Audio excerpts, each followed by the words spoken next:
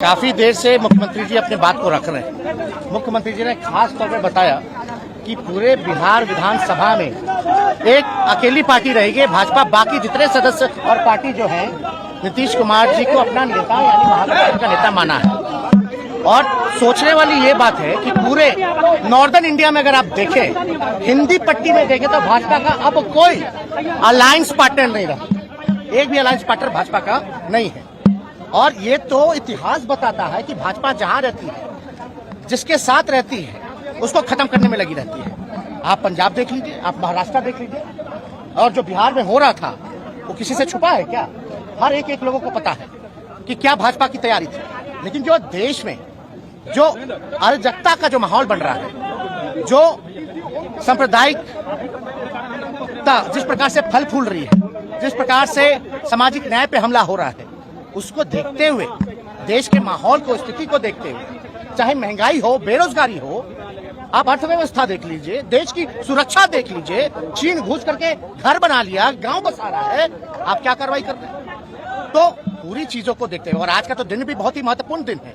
और महत्वपूर्ण दिन क्या है कि आज के दिन ही क्विट इंडिया की शुरुआत हुई थी, यानी अंग्रेजों भारत छोड़ो का नारा शुरुआत हुआ था। तो आज बिहार ने एक बार फिर से दिखा दिया है, देश को संदेश दिया है, टोटल देश के जितने विपक्ष हैं उनको संदेश दिया है, एक दिशा दिखाने का काम किया है कि जो मजबूती के साथ जनता के सवाल को लेकर के लड़ता है, वो मजबूती के साथ जो है जनता के साथ जो खड़ा रहता है, वो को जनता जो है पूरी तरीके से स्वीकार करती है और जनता विकल्प चाहती है। आप देख लीजिए, बिहार को विशेष राज्य का दर्जा नहीं मिला। माननीय मुख्यमंत्री जी ने अपना काम किया, कई प्लेटफॉर्म पे इन्होंने प्रधानमंत्री जी के सामने पटना यूनिवर्सिटी की मांग की, लेकिन मान लीजिए पटना यूनिवर्सिटी को उसका दर्जा नहीं मिला। अब तक विशेष पैकेज का क्या हुआ? तो कहीं ना कहीं से हर एक तरीके से एक षड्यंत्र के तौर पर देखिए, बीजेपी जो करता है उसका एजेंडा फिक्स है। और जेपी नड्डा जी, ये जो लोकतंत्र की जननी है, यहाँ आकर के बोलते कि क्षेत्रीय पार्टियों को खत्म करेंगे, समाप्त करेंगे। तो इसका मतलब क्या है? यानी विपक्ष को समाप्त करेंगे। विपक्ष को समाप्त करेंगे मतलब लोकतंत्र को समाप्त करेंगे। यानी लोकतंत्र की जननी में आकर के आप लोकतंत्र को चुनौती दे रहे हैं, ये बिहार के लोग नहीं सहेंगे। ये हमारा दायित्व है, सबसे पहले देश के संविधान को बचाना। और हम तो नीतीश कुमार जी को धन्यवाद देते हैं कि इन्होंने एक फिर से एक बार जो है लीडर निर्णय लेने का काम किया। आप बीजेपी का तो एक ही काम है, डराओ, जो डरता है उसको डराओ, और जो बिकता है उसको खरीदो। पूरे देश में क्या हो रहा है आपको नहीं पता, अभी झारखंड में क्या हो रहा है नहीं पता, महाराष्ट्र में क्या हुआ नहीं पता। तो इसलिए सभी लोगों ने, आज हमारे यहाँ 5 दलों की बैठक हुई महागठबंधन की, और हमको जिम्मेवारी दी गई निर्णय लेने की। तो हमने यही बोला कि मुख्यमंत्री जी अगर कोई निर्णय लेते हैं, उसके बाद हम अपना निर्णय लेंगे। इन्होंने निर्णय लिया बिहार के हित में, नेशनल इंटरेस्ट में, लोकतंत्र बचाने के लिए, संविधान बचाने के लिए, अमन चैन गंगा जमुना तहजीब बचाने के लिए। तो इसलिए, और हम लोग तो समाजवादी लोग हैं, हमारे पुरखों की जो विरासत है वो कोई और ले जाएगा क्या?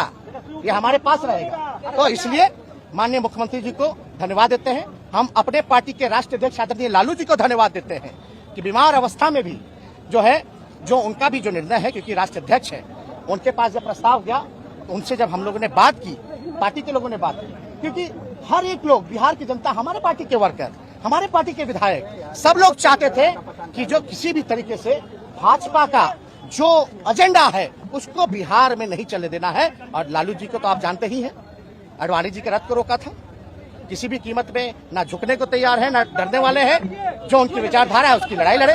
तो इसलिए हम पूरा मुख्यमंत्री जी को अरे भाई, हम लोग चाचा भतीजा लोग हैं, लड़े भी हैं, आरोप भी लगाए हैं, लेकिन हम लोग तो समाजवादी लोग हैं ना। तो हमारी जो पुरखों की विरासत है वो कोई और ले जाएगा क्या? हम लोगों का अधिकार नहीं है क्या? तो हर घर में लड़ाई होती है, हर भाई में बकझक होती है, तो उस पर ध्यान नहीं देना। अभी समय क्या है? समय क्या था? 2024 के लिए नीतीश कुमार क्या प्रधानमंत्री पद के अच्छे उम्मीदवार आपको दिख रहे हैं? देखिए, मुख्यमंत्री जी ने तो देखिए, जब हम लोगों ने जाति जनगणना के बारे में बात की, थोड़ी सी भी देरी नहीं लगाई। और 2 बार जो है उस समय तो भाजपा के लोग ही जो है पूरी तरीके से अध्यक्ष थे उस समय के विधानसभा के चौधरी विजय चौधरी जी, इनके ही अध्यक्षता में 2 बार पारित हुआ। तो उस समय भी आप बीजेपी का रोल देख लेते क्या था। यानी जो नेशनल इंटरेस्ट का जो एजेंडा था उसमें भी कितने इनका तो मूड क्लियर था। तो क्या पीएम मटेरियल आपको दिख रहा है? पीएम के लिए आपके दावेदार मानते हैं?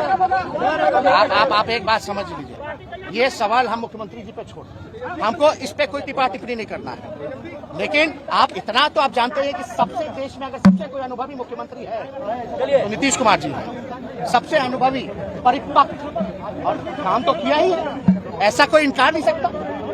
कुछ लोग तो प्रचार का काम करते हैं। नरेंद्र मोदी को क्या नीतीश जी दे सकता है चुनौती?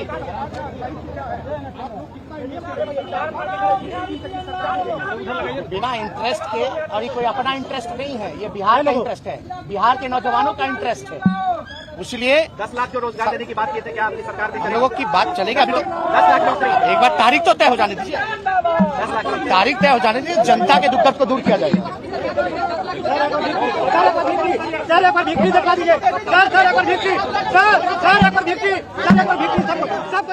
नीतीश कुमार और तेजस्वी यादव दोनों ने आखिरकार वो प्रेस कॉन्फ्रेंस कर दी जिसका इंतजार हम कर रहे थे।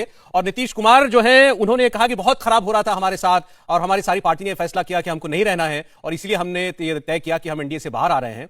और उसके बाद तेजस्वी यादव आए और आज तो ऐसी प्रशंसा उन्होंने की नीतीश कुमार की कि उनको पीएम उम्मीदवार बनना है, इसका निर्णय नीतीश कुमार